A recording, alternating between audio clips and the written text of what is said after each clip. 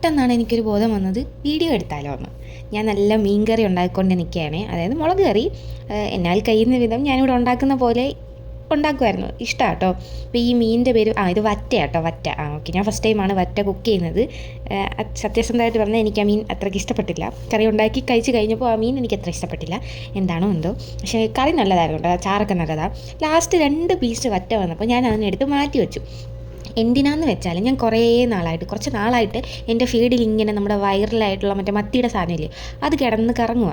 അപ്പോൾ മത്തി ഞാൻ പിന്നെ അങ്ങനെ കിട്ടിയില്ല വാങ്ങാൻ. അപ്പോൾ ഞാൻ വെച്ചാൽ അതൊന്ന് ഉണ്ടാക്കി നോക്കാം ഇത് വെച്ചിട്ട്.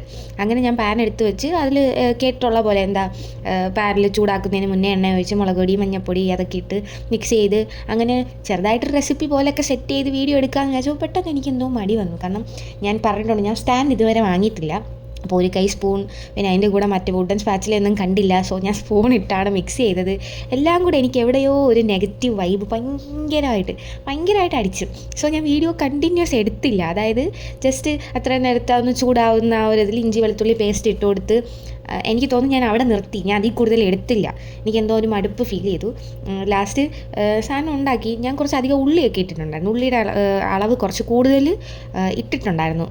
കാരണം എനിക്ക് ഉള്ളി ഇഷ്ടമാണ് കഴിക്കാൻ. പിന്നെ ഈ പുളിയൊക്കെ കൂടെ വരുമ്പോൾ ഉള്ളി ഇടുന്ന നല്ല ടേസ്റ്റ് ആയിരിക്കുമല്ലോ കഴിക്കാൻ, ആ ഒരു മിക്സ് കഴിക്കാൻ നല്ലതായി. അതുകൊണ്ട് ഞാൻ കുറച്ച് അധികം ഉള്ളിയൊക്കെ ഇട്ടിട്ടുണ്ടായിരുന്നു. സോ അവസാനത്തെ എൻ്റെ റെസിപ്പിയുടെ ലുക്ക് കണ്ടപ്പോൾ ഞാൻ എൻ്റെ ഫീഡിൽ കണ്ടൊരു സാധനമായിട്ടൊന്നും എനിക്ക് തോന്നിയില്ല. ഇത് എനിക്ക് വേറെ എന്തോ പോലെ തോന്നി. പക്ഷെ കഴിക്കാൻ കൊള്ളായിരുന്നു. ഞാൻ പറഞ്ഞില്ല, ആ മീൻ എനിക്ക് അത്ര ഇഷ്ടപ്പെട്ടില്ല.